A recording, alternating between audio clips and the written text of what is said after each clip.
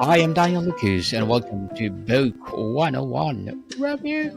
Book 101 is all about the books that I read for the last 40 years. And today I have my special guest.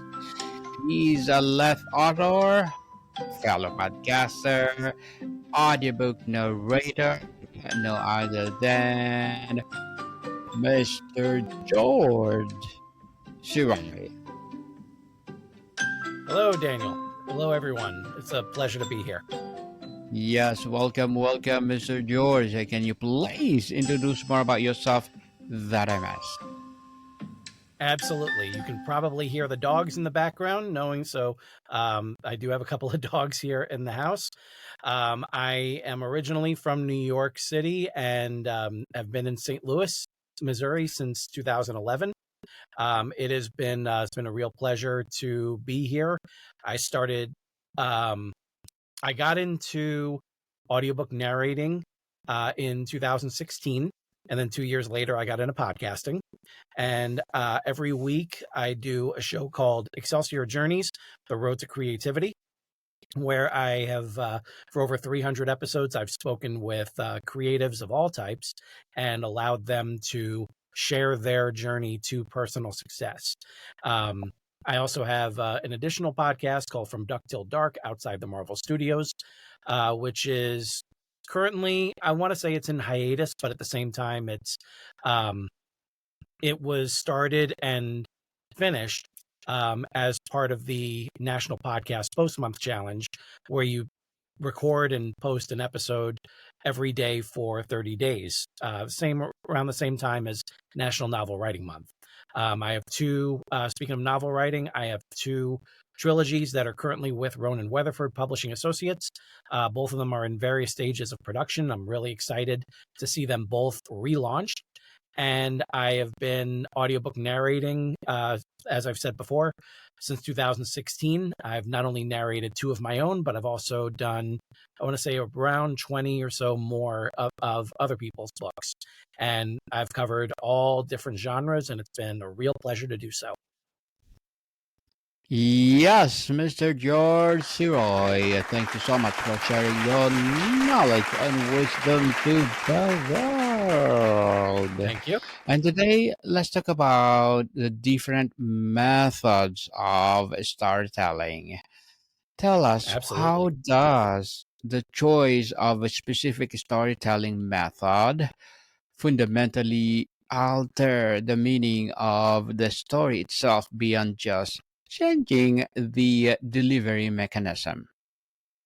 Well, for me, it was a matter of necessity to have, just looking at the first Excelsior book, that's the perfect example of it, because that started out actually as a series of short stories that were centered around a character that I created back in 1992 when I was still in high school.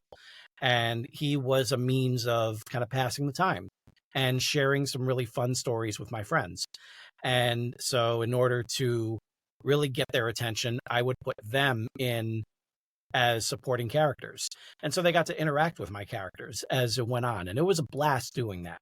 But I always knew that I had something there with this character, Excelsior, but I didn't know what it was. But I kept on picking at him. And his origin stories got a little bit more and more refined until finally, in 2008, I decided I was going to start National Novel Writing Month. I was going to do the challenge for my first time. But at the same time, I knew that it was not going to be in November. There was too much going on in November, so I decided I was going to do it in June instead. And I used that time to basically just tell the main story of Excelsior's origin, something at that time that I've been picking at for about 16 years. And I look at it as a necessity in terms of writing it as a book, because for me, there was no other way to get it out. I did not have any sort of budget to make a film. I knew that I wanted to tell other stories with him. And so the original idea to shop the book around eventually wound up going by the wayside. And I decided I was going to do the indie publishing route. And I went ahead and just did a fundraiser and raised all the money for all the setup fees and all of the printing and even the shipping for the books that did not go for everyone that did not live in the New York City area. So it was really just kind of necessity to, if I was going to tell the story at all, it had to be in that format because there was no other way for me to get it out.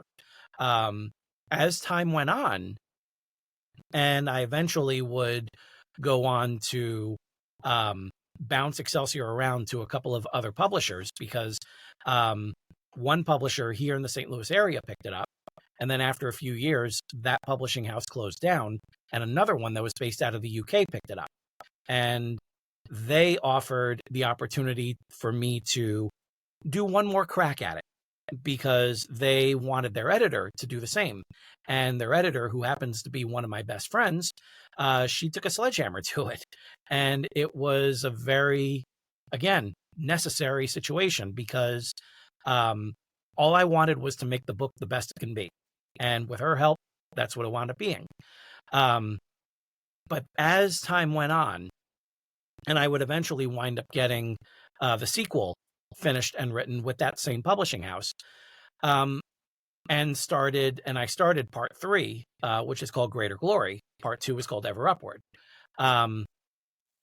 It was always just going to be at that time. It was just feeling like the books were, I would love to see them go further. I would love to see them go into different formats, but it was as far as I could take them at that time. But then in 2022, just so happens to be the 30th year of Excelsior's existence with me, that was when I was given an opportunity to adapt the first book into an audio drama. And that was where my eyes were completely, suddenly wide open when it came to working within the parameters of your limitations. Because when you're doing an audio drama, you have a finite period of time to work with, for one thing. And you need to tell the story in a way that fits that format. And that was something that I wound up having to really learn how to do. And it was a matter of kind of going through the story and realizing, okay, this part won't work. These characters, if I take them and just kind of toss them out, then I just have this one character and I can just kind of move things around in a very short scene instead of having to donate page after page after page of just some basic dialogue between these characters.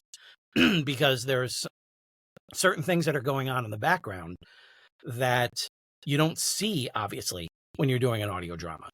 And so I had to basically take the amount of characters that I had, condense them. In some cases, I wound up changing their gender because as the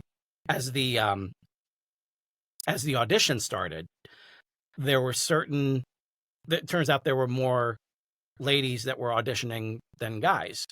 And so there were a handful of characters that I found would actually work really well in this format if I were to swap the genders. And it wound up doing the best thing for me because some of the people that signed on to those roles were absolutely tremendous. And as time went on and the script was developed and the auditions went through, eventually this was going to be, I should say, my limitation was I had 1 hour to tell a story that when you hear the whole audiobook was 7 hours. So I had to take 7 hours worth of story and condense it quite a bit. But by doing that, you learn what's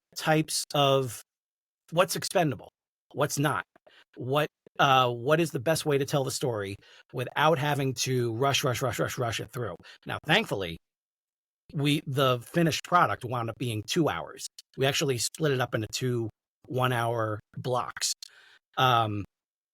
but it was just a wonderful learning experience because getting to adapt this story into a much shorter format, but not only a shorter format, but with a cast of actors, incredibly talented voice actors, with a musical score, and with a sound effects library. We learned, we all of us really kind of took it upon ourselves to tell this story through music, through dialogue, through sound effects. And that's all we had. And by doing that, it was one of the absolute most creatively fulfilling experiences I've ever had in my life. And it's something that I recommend to everyone. There is more than one way to tell a different story, to tell the same story. And we've seen that quite a bit in with Douglas Adams, with The Hitchhiker's Guide to the Galaxy, something that started off as an audio drama and would eventually become a novel, and then a TV series, and eventually a movie. And they're all vastly different in their ways, but they're all telling the same story. So that's something that I truly recommend that anyone who gets involved with writing, try your story in a different format and see what works. And best case scenario is that you'll have a finished product that you can use as a means of basically just saying, like, this is a proof of concept.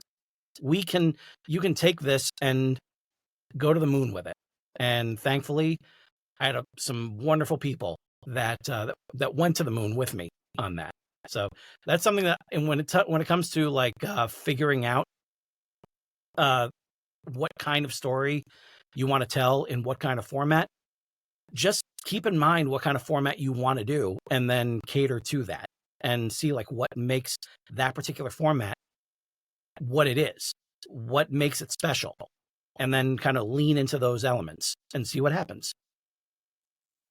Mr. George, what are the key narrative elements that have been lost in the transition from oral storytelling to digital storytelling, and are there any that have been gained? Well, one thing I can definitely say is that digital storytelling has allowed me as an audiobook narrator. Excuse my voice; it's a little, it's been a little bit shot lately just because of allergies. But No worries. I would say that that the best thing that digital storytelling has done is it's allowed us to have much more access to many more stories. A lot of people kind of denigrate the Kindle, but at the same time, it's a wonderful tool for so many different people to be noticed, to be heard, to be seen, to be read. And not everyone has the space on their shelves for all of these new artists, these new wonderful authors. But you can get the file, from it. It's still your work. It's still the work that other people actually wrote. And even though it does take away that element of being able to sign copies, you can still, with what is here now with modern technology, you can have it in all ways. You can have it on digital, so that way people can read it. You can set it up on paperback, so that way you can have a signed copy, and then you can just kind of keep that on the shelf while you're reading the digital file. And then even better, there's audio. And then with audio, and especially with what Amazon offers, which is called WhisperSync, you can reach a stopping point in your reading on the Kindle and then pick up your earphones, turn on the same book in Audible, and it'll pick up right where you left off. So I would say storytelling overall has definitely been lifted quite a bit with the use of modern technology. But at the same time, I strongly recommend that anyone who is trying to get so deep into into the murk of modern technology that they suddenly come across AI and start to use that to write their book. I wholeheartedly disagree with that. And I think that that is an incredibly dangerous path to follow. One of the things that that a lot of different people that are pushing AI will say, "Oh, you can go ahead and write your book while you're doing the dishes." Like that's not pleasing to me. The whole point is to be able to get into the world that you are creating and create those characters and develop those characters and learn from them as you're developing them. It's not just to have that written out by a machine while you're off doing the dishes. You need to have AI doing the more menial tasks, the bookkeeping behind the scenes, all those sort of things, while you can allow yourself to flourish creatively.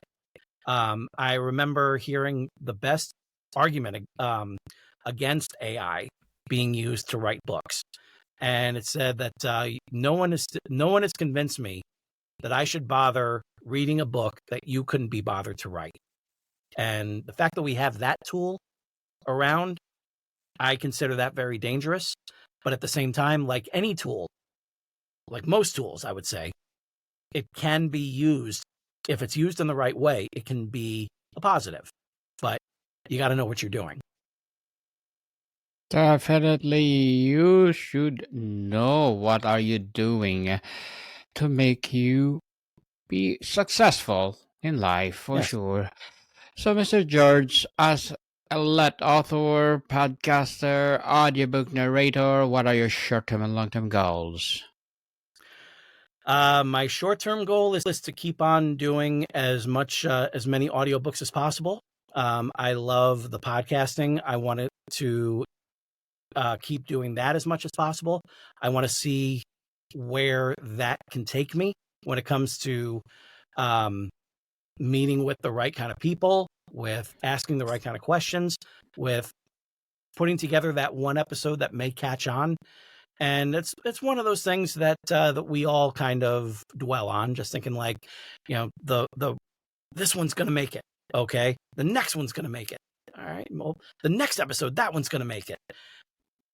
I'm very aware of my own limitations when it comes to marketing myself, but at the same time, I just love what I'm doing. As a podcaster, as an audiobook narrator, as an author, as an up-and-coming voice actor. There are so many different things that I want to do, and it all just comes down to storytelling. And so I would say for my long-term goal, it is to be a storyteller for the rest of my life. And whether that winds up being a full-on career, if it's something that I'm able to do full-time, it remains to be seen. I don't really have control over what catches on and what doesn't with the right people. The most that I can really do is put the best possible product out there and hope for the best. Obviously, I'll do my part in marketing, in going on as many shows as possible when things are really when things are in a position where I can really gear up with the marketing, and like this show as well. This show is a perfect example. So I just want to keep doing the best that I can, but at the same time, I just don't want to. I don't want to stop. I don't want to put myself in a position where I'm forced to stop. I love storytelling in general. I want to keep doing it. And if it winds up becoming something that becomes my career, then so be it. But the best thing that I can do is to keep on releasing more and more product, more and more content, more and more books, more and more podcast episodes, audiobooks, whatever it is that I can do. I just want to keep doing it because I love it so much. Good luck to your goals, Mr. George. Keep up the good work. If you love what you are doing, for sure, you will be have this consistency, and you will be successful for sure. And thank you for that goals and looking forward for more success. And can you please give a piece of advice for those people out there who want to be like you? Um, well, the main thing that I would say is it's very easy to be discouraged. It's very easy to feel like if no one's listening, no one's reading, no one's watching or anything, then there's no point. But that's not the case. Um, if you love what you're doing, if you have the stories that you want to tell in you, and if you really want to get them out, then you're going to keep pushing. You're going to keep going. You're going to keep being patient with yourself. You're going to give yourself permission to write crap. Writing is rewriting. And that's something that I've had to tell myself many, many times because I'm just like everyone else. We want it to be perfect the first time. It's not going to happen.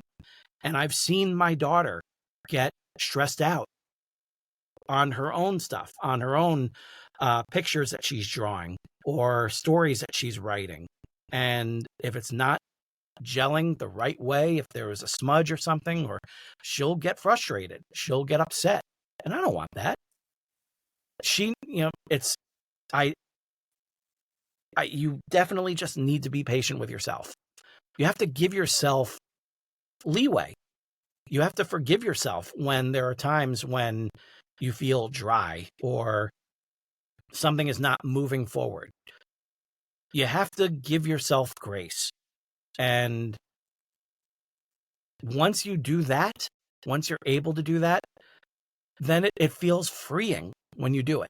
Because then all of a sudden you can just write with abandon. You can do what Stephen King has said. You can write with the door closed or rewrite with that door open. So use that closed door to get it all out, get it onto the page. And then when the door is open, that's when you're bringing in other readers, beta readers. You're bringing in your editor. You're bringing in yourself to give it a good look at everything. But give yourself the patience, give yourself the grace. And as long as you are loving what you're doing, then just keep doing it. Keep doing it, people. Sooner or later, we'll be successful. And thank you for that advice, Mr. George. And can you please recommend a book or books that influenced you, Johnny? Oh, absolutely. One of my favorites that I keep going back to is the William Goldman masterpiece, Adventures in the Screen Trade. This is where I believe this was where the phrase "nobody knows anything" was birthed. And Mr. Goldman, he was a tremendous person who did so much in the literary world, in the film world. And he was very candid about his failures, and he was very humble about his successes. He is the gentleman who gave us The Princess Bride, both the book and the screenplay. And he also gave us the screenplay to All the President's Men, the screenplay to Butch Cassidy and the Sundance Kid, which both of them won him Oscars. He was a very successful script doctor, working on various projects all throughout the years. Very successful novelist as well. And he wrote this wonderful book called Adventures in the Screen Trade, which is all about lifting the veil a little bit in the film industry and showing you what has worked, what has not. And it's incredibly informative, just like his sequel book, Which Lie Did I Tell? And I think they're both very, very good reads, very inspiring reads, and they will make you want to create. I know they do with me. Thank you for that recommended books, Mr. George, and before we wrap up our discussion for today, I'm inviting you to please do listen to my other podcast, people. My other podcast, because my abstract essay is already in fifth season, abstract poetry in second season, and my book 101 review in fifth season too, comedy 101 in second season, and my food 101 in fifth season as well, geography 101 in fourth season, and my baby podcast, Law 101 and mental health 101, love letters in third season, and movie 101 review, music 101 in fourth season, and science 101 and sex 101 in its first season. Please listen to them wherever you listen to your podcast. So, Mr. George, across all methods, what is the highest purpose of storytelling? Is it to create empathy, to preserve culture, to make sense of chaos, to entertain, or something else entirely? I'd go for all of the above on that. I feel like that the the principal element of a story should be to entertain. You entertain, you Yes. keep them invested. You want to keep on listening or reading or whatever. And then the more you're reading, the more you're listening, the more you see that, like, oh, there's something deeper going on here. And then you start thinking about different things. You start thinking about what kind of take that person may have on something. And if it can spark dialogue, then those are the best kinds of stories to make. If it just has like a straight beginning, middle, and end, and you just kind of shrug your shoulders and like, okay, that was good. All right, that's good. And then you walk away and there's no follow up. There's nothing about what you got out of that. And if there's no time afterwards where you're sitting at a diner with friends and just having a meal and just kind of going over everything and picking apart different elements, those are the best kinds of stories that you can get because they live beyond their format, whether it's a film in a theater or seen on your television or a book that's that you just finished up. And if there's like a book club to discuss it with, even better. If there is a concert that you're going to, or something that you're listening to, or a play that you're going to, whatever the case, if it can spark thoughts, ideas, inspiration, motivation within yourself, those are the best kinds of stories. Indeed. And Mr. George Sirois, thank you so much for sharing your knowledge and wisdom to the world. So, can you please Thank invite you our very much for listeners? having me. Yes. So, can you please invite our listeners to support your podcast, your narrator or narration, or whatever projects that you're doing right now? Yes, you can actually go to my website, which is he'sgotit.com, as in by George He's Got It. That is the name of my my own little production house, I would say, for everything that I do. You can go to he'sgotit.com/podcasts to learn more about Excelsior Journeys, The Road to Creativity, as well as From Duck Till Dark outside the Marvel Studios. You can also hear Excelsior, the audio journey for yourself by going to Excelsior Journeys, The Road to Creativity, because episode number 300 is the audio drama itself in its entirety. You can also hear some samples of audiobooks that I've done in the past, and I promise you that if you follow the link to subscribe to my Substack, I will be adding to it. It's been a very busy time lately, so it's been difficult for me to kind of wrap my head around putting some updates in, but I promise you that they're going to be going in. So I look forward to you following me on this journey. I look forward to being on your journey as well. Yes, people, let's support Mr. George Sirois, because if you support him, for sure, more and more empowering episodes of the podcast itself, and for sure, more and more empowering advocacy to come. So, Mr. George, thank you so much for your time. Thank you. Thank you very much. More to come, people. See you soon.